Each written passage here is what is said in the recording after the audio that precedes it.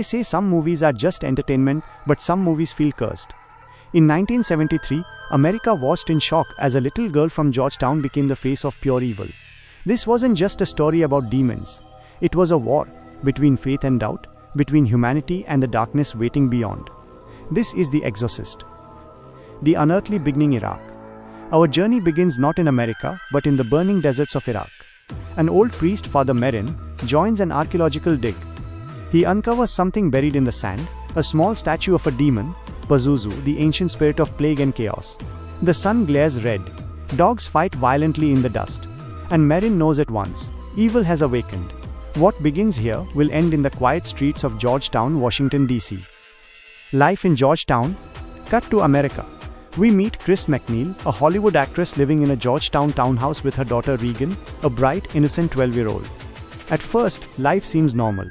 Autumn leaves falling, school days, Chris busy with her film shoot. But even in this calm, the darkness has already entered their home. At night, Chris hears scratching noises in the attic. Regan tells her mom she's been playing with an imaginary friend. She calls Captain Howdy. But there's nothing imaginary about him. The first signs, strange things begin. A table shakes on its own. Objects move without being touched. Regan grows moody and unpredictable. Doctors dismiss it as stress. But Chris knows this is different. Then comes the night of terror. Regan's bed shakes violently, lifting off the floor as if invisible hands were trying to throw her out. Chris, terrified, rushes to doctors, but every test comes back clean. Science has no answers. Father Carras, the doubting priest. Meanwhile, we meet Father Damien Carras, a Jesuit priest and psychiatrist. He is intelligent, kind, but his faith is crumbling after the death of his mother. When Chris seeks his help, he hesitates. He believes in medicine, not demons. But when he meets Regan, everything changes. Regan's transformation? Her body contorts unnaturally. She speaks in deep, guttural voices that are not her own. She curses in languages she never knew. Cuts and scratches appear on her skin, spelling words like, "Help me." Worst of all, she begins levitating. Carras realizes, this is not madness. This is possession. The exorcism begins.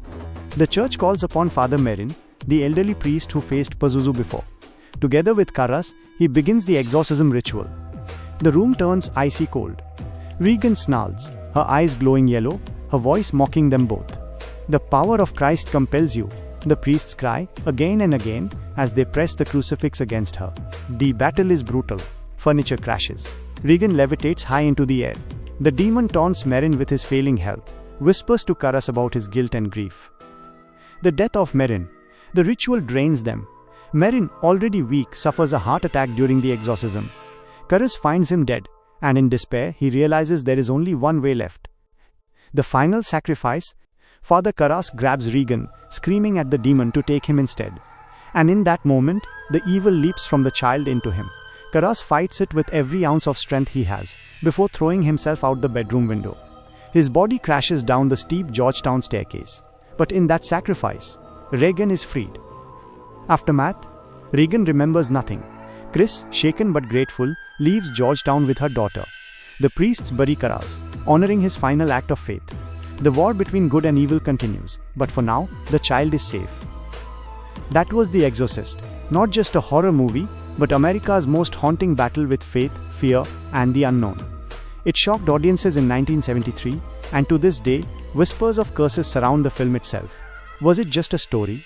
Or does darkness truly wait for those who dare to challenge it? Like, share and subscribe to HorrorRealm UAS, where we bring the scariest American horrors back to life. And that was The Exorcist, America's most chilling story of faith and fear. If this haunted tale sent shivers down your spine, then don't keep the fear to yourself. Hit that like button to show your support. Drop a comment below. What's the scariest possession story you've ever heard in the United States? And don't forget to subscribe to HorrorRealm UAS, where the darkest American horrors live forever. Because here the nightmare never ends.